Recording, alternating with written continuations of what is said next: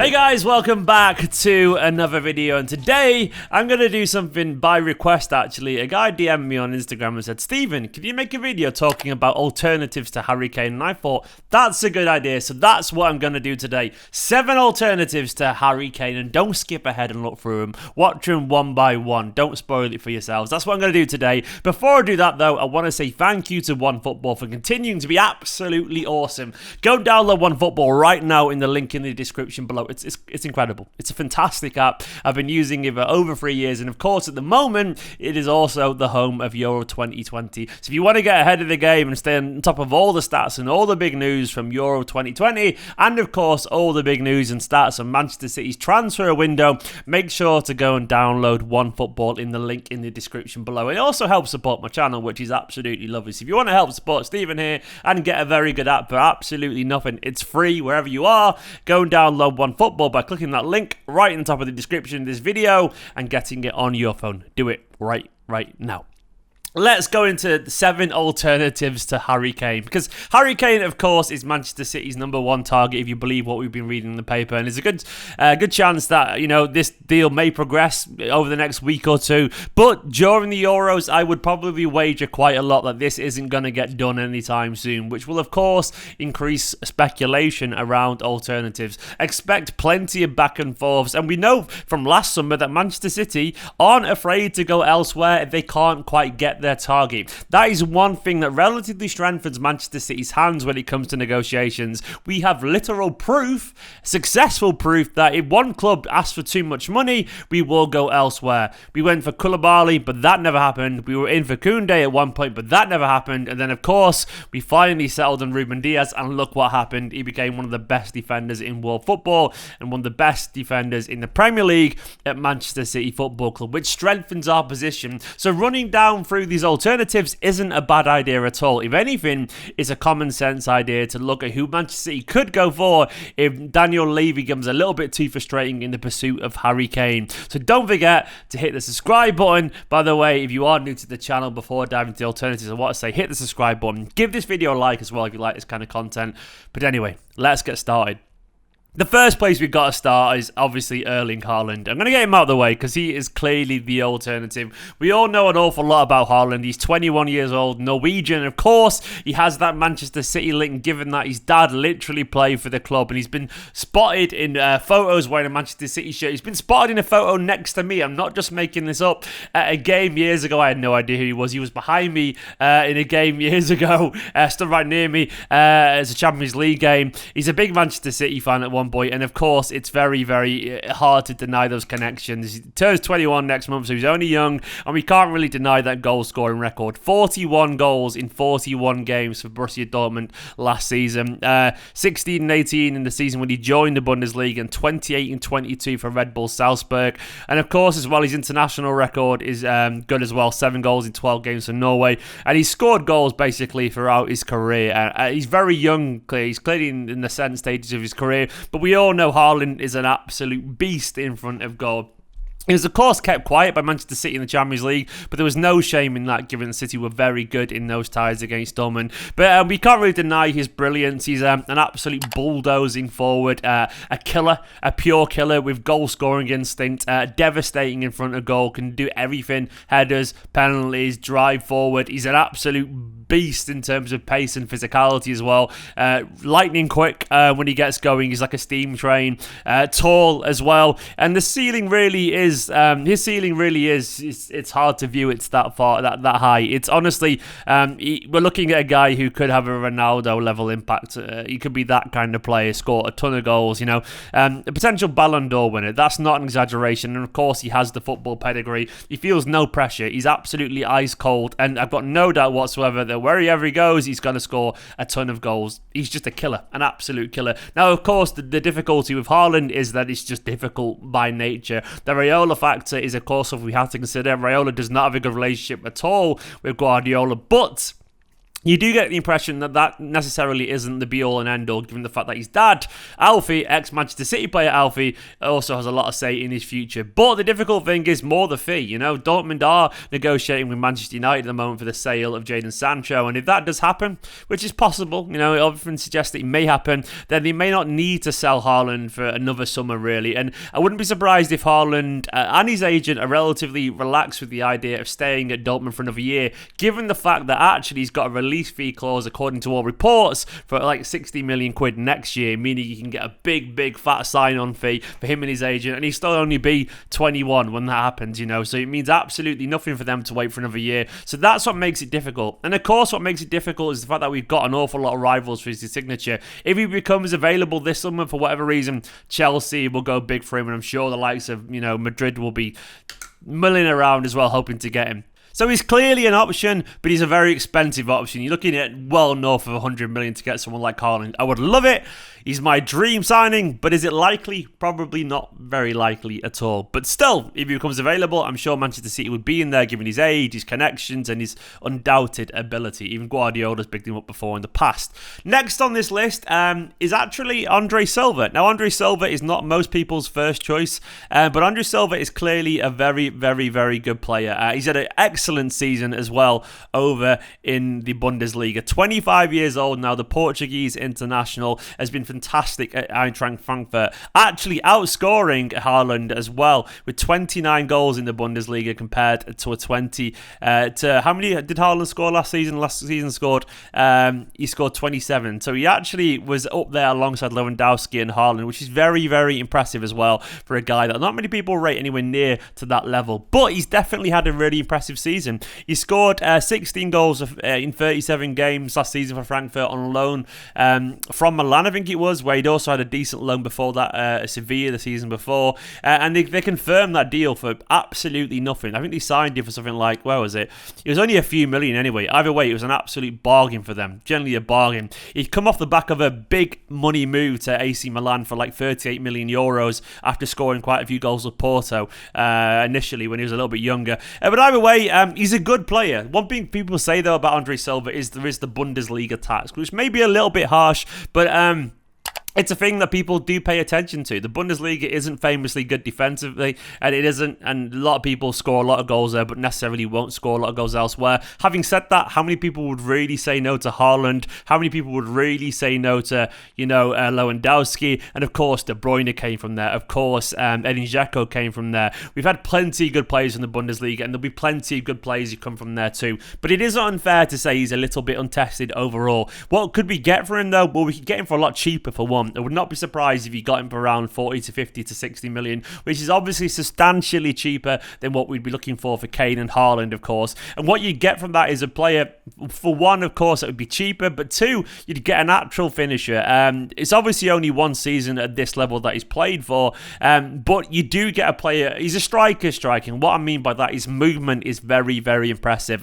Genuinely a good touch as well. He links up play really well. He isn't the fastest or he isn't the best dribbler, admittedly, but he's a pure instinctive finisher, and he seems equally capable of volleying a good shot or winning a header or slotting in a one-on-one. He's an instinctive finisher with very good, strong in-the-box movement. So he's a good player, man. Is he definitely the final deal and all that kind of stuff? We don't really know if he's the real deal yet, and maybe there's an argument that he needs another season in Bundesliga and a little bit of European football before we can judge that, but he's clearly a good player. He's an alternative, and he's definitely on Manchester City's list. Third one, it's a little bit left field-ish, Joao Felix. Now, this isn't likely either, because obviously we've got to consider the fact that Atletico paid like 113 million, which is the fourth highest sum ever for a footballer in football history, which is absolutely crazy. And there's no denying whatsoever that Joao Felix is something of a Portuguese golden boy. Only 21 years old, he came with an absolutely massive reputation when he left Benfica. Obviously, he did really well at Benfica, scoring 20 goals in 43 games. But ever since then, he's played a more reserved role at Atletico Madrid. He's been learning in the school of hard knocks under Diego Simeone, which is not easy at all. Simeone's Atletico Madrid are a grueling team. Of course, they value work rate. No lack of ability, of course, and they've got some fantastic players. But life at Atletico isn't one really for a flamboyant player if you want to get chances and score goals and all that kind of stuff. Don't get me wrong, they have players who do that, but it's not the same way that it would would be elsewhere. It's a different environment, a good environment, don't get me wrong, and they're a fantastic team as their success indicates, but it's a different kind of environment. He's not really been the goal scorer at Atletico. Having said that, he's still played a lot of football and done pretty well. He scored 9 goals in 36 in his first season and only 10 in 40 in his second, which is obviously not a great goal return at all, but we know he can score goals and we know he has that ability. And of course, if we got Joao Felix, it probably wouldn't be of a straight transfer. He's the kind of person that would come into the equation if someone like Bernardo Silva was going one way. He's still a long stretch though, even in that instance, because once again, they spent an awful lot of money on him and there's no guarantee whatsoever that they want to get rid of him at all. And of course, as well, there's also the argument that he's not a great goal scorer really yet. He's a scorer of great goals maybe, but he hasn't proven himself as the guy who's going to bag you 30 goals a season. Especially in the Premier League, it may be difficult. And he's more, I would say he's a very Guardiola number 9. He's a false 9 kind of player. But do we want that? Do we want an actual striker? Or do we want someone like Joao Felix who's more of an attacking midfielder, false 9 kind of thing these days? Fantastic player. And if he ended up Manchester City, I'd be very happy overall because he's a very good player. And there's always room for more good players. But is that what we want? Is he more, would Grealish get that role instead as an attacking midfielder and we'd go for a striker? But either way, I put him on this list because his name is invariably linked to Manchester City when strikers are mentioned, and of course with the Bernardo to Atletico links, it'd be remiss of me not to mention Joao Felix if he wanted something a little bit different if he became available. Will it happen? Probably not. Is he an option? I'm sure Manchester City would consider it if his name was thrown into the hat.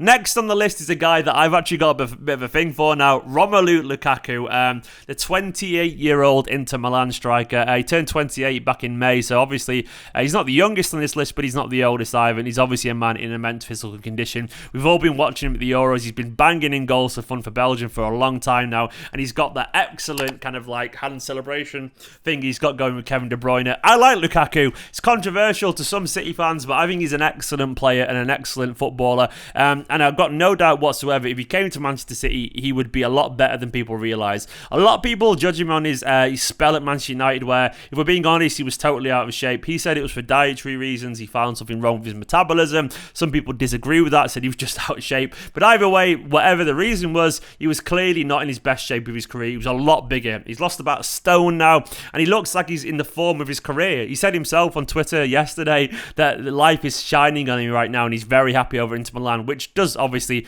put this potential transfer, and it makes it a little bit harder, but there's no denying that after a relatively nomadic career moving around clubs, he's in the form of his life at Inter Milan at the moment. Of course, he started at Anderlecht as a prodigy, scoring a bunch of goals for them before he moved to Chelsea, where he never really got a chance, if we're being honest. He had a successful loan spell at West Brom, scoring, I think it was 17 goals in 35, was it? Yeah, it was. 17 in 35 in the Premier League, then another loan to Everton, 15 in 31, scoring against us at one point as well, before signing for Everton, of course, and having great seasons at Everton back-to-back, 20 in 48 overall, 25 in 46, then 26 in 39. The guy scores goals, man. His last season before he signed for United, he scored 25 Premier League goals in 37 games. It's good. And of course, then came the big money move to Manchester United, where even though it never really happened for him, he never really settled in, he still scored 27 goals in one season for them at one point.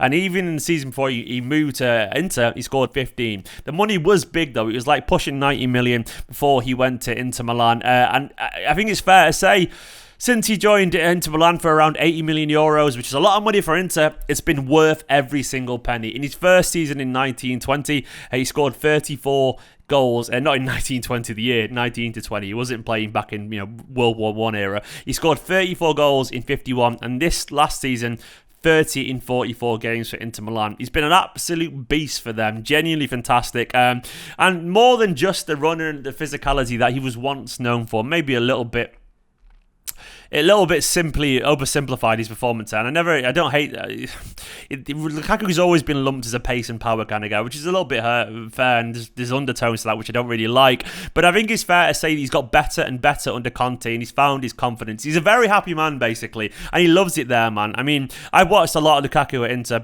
I've been following, I say watched a lot of him. I've not watched a lot of 90 minutes, but I've seen a lot of his goals on Twitter, and I've been paying attention to him there because he's just a fun player. I like the way he plays in in general. I like that power. I like the fact that he goes for goal and he's direct and he runs at people. And you love it when someone's like 6'3" and built like, you know, an ox, and then has that power and that fun. And he seems to have a general love for life at Inter. I like him, man. He seems like a really intelligent guy. He speaks multiple languages. He's matured an awful lot. He's got great Premier League experience. He has that clear link up with Kevin De Bruyne that would make him absolutely, surefire success at Manchester City, in my personal opinion.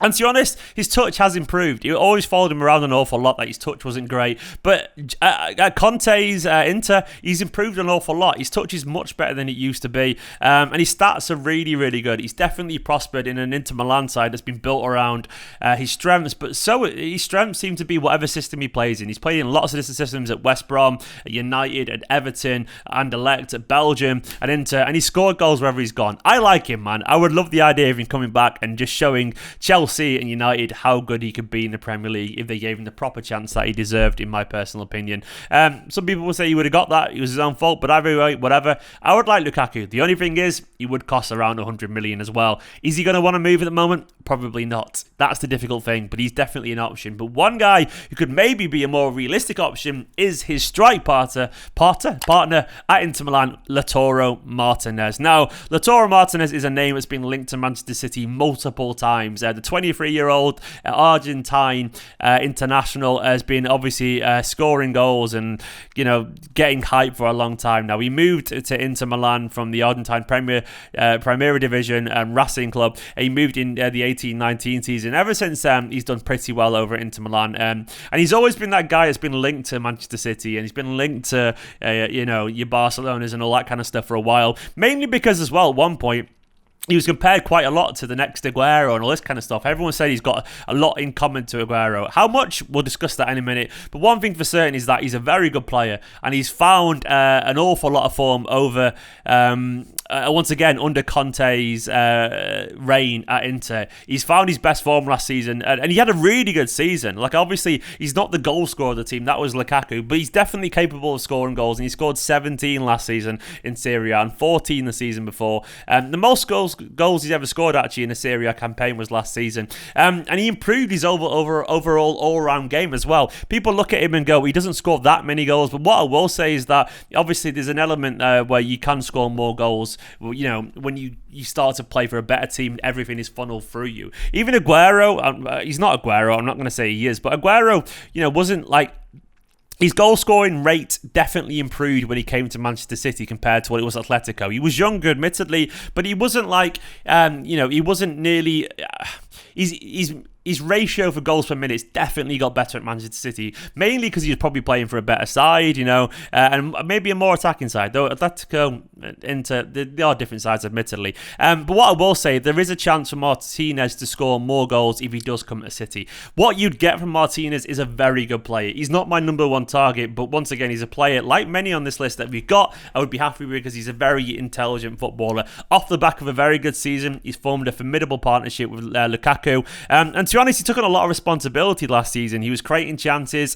He's very technical. He can play a pass. He's very, very good technically in terms of dribbling past people. He doesn't like beat several people at once or anything like that, but he can beat people with his very intricate footwork. And he works really hard as well, man. I've seen heat maps of his performances, and he gets absolutely everywhere on the pitch, and that's important. And given the fact that Guardiola really rates that, maybe this idea of a guy who can score great goals, who can score headers as well, who has also definitely a ceiling to improve. He's only 23 years old currently, turns 24 in August. He may not be Aguero in terms of identical, but he's not a million miles away from him either. They're both relatively diminutive. They've both got a good burst of pace. They're both Argentinian. They're both stocky as well. And they both have an awful lot of ability. So I'm not saying he is Aguero, but he's very much Aguero light. And the idea of getting someone very similar to him, I wouldn't be against it. Once again, he's not my number one choice, but he's a very good player, and he's potentially an awful lot cheaper as well than some of the other options on this list. I wouldn't be surprised if City could probably pry him away from Inter for around 65 to 75 million or something like that. I could be being a little bit naive there, but I wouldn't be surprised if it was possible if they indicated that he was available for transfer. A very good player, and another option on this list. The next one I want to go to is a little bit of a left field one here. I'm going to Alexandar Isak. Of course, this guy has been the name on everyone's lips during Euro 2020 because he's had a good tournament so far for Sweden. He hasn't scored a bunch of goals or anything like that. 0 goals in 3 games so far. But obviously, when you do some of the things that he's done with the ball at his feet, that's always going to turn heads. Obviously, he's playing as well at a high level in La Liga. The 21-year-old has done very good things at Real Sociedad in La Liga. He's an interesting one, of course. He's had a great education in the Liga. There's not many better places to play, and of course that is obviously a factor we consider. City haven't been linked to this guy, by the way, for what it's worth, but he's a guy I'm putting on this list just because I think it's very interesting to put him on, because he's a guy with immense potential, you know. Of course, being Swedish as well, and given the fact that he's tall, he's like around 6'4" or something like that.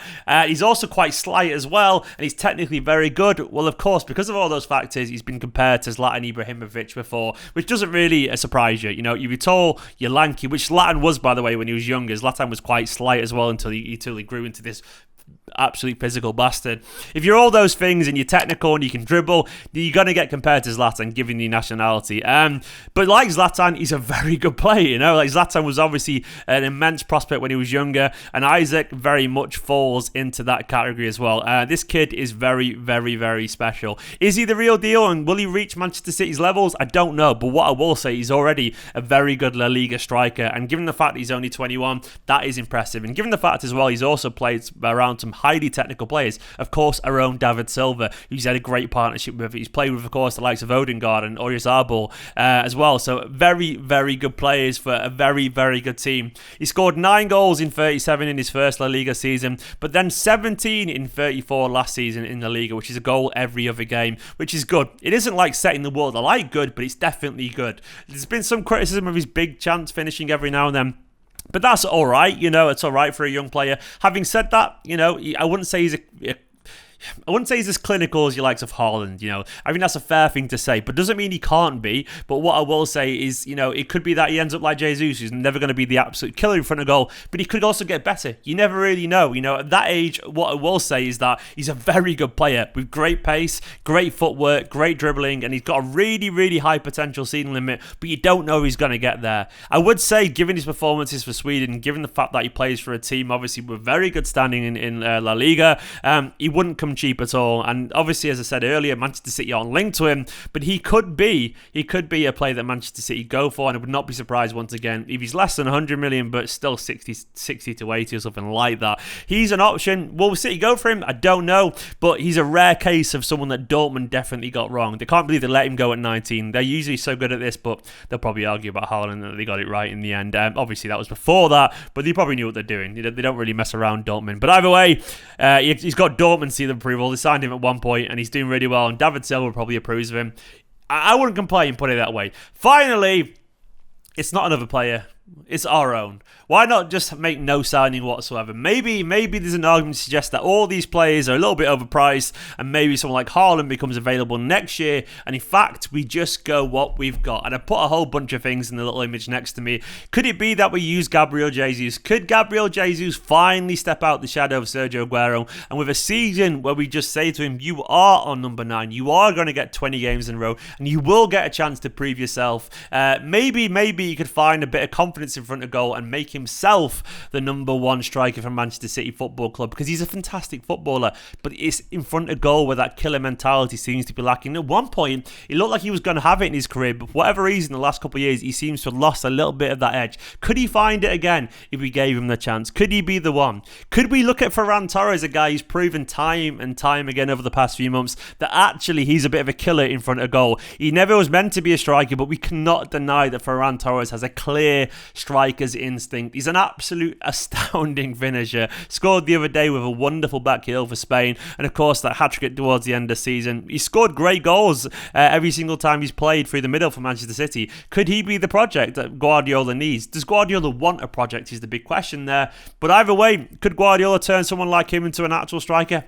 Probably could. He reminds me in terms of his finishing a little bit of David Villa. He really seems very instinctive in front of goal. I don't know if he's going to develop into a great number 9, but I cannot deny that he's a fantastic finisher. Maybe he's the alternative there. Or maybe we go bold and give someone like Liam Delap, the EDS Premier League 2 player of the season, an absolute brute of a goal scorer. Maybe we put a little bit of faith in someone like Liam Delap to actually show his potential and show that he actually could be the solution that's right under our noses all this time. Maybe we go for someone like Liam Delap, or alternatively, maybe we just stick with the false 9 and also try these 3 options that I've just mentioned in terms of Delap, Torres, Jesus as alternatives as well for that. Maybe we do that because maybe we think the market isn't quite what we want it to be. Maybe that is an option that we go for.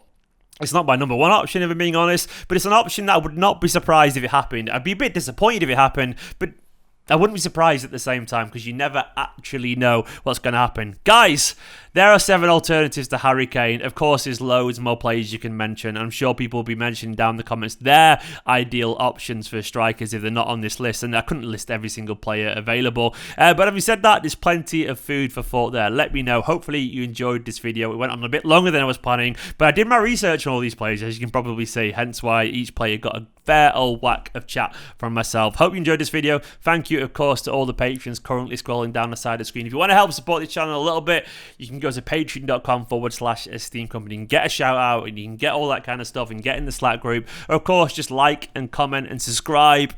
Of course, always helps. Go check out all the videos on the channel as well from recently. Hope you enjoyed this video. Love you all loads. In a bit.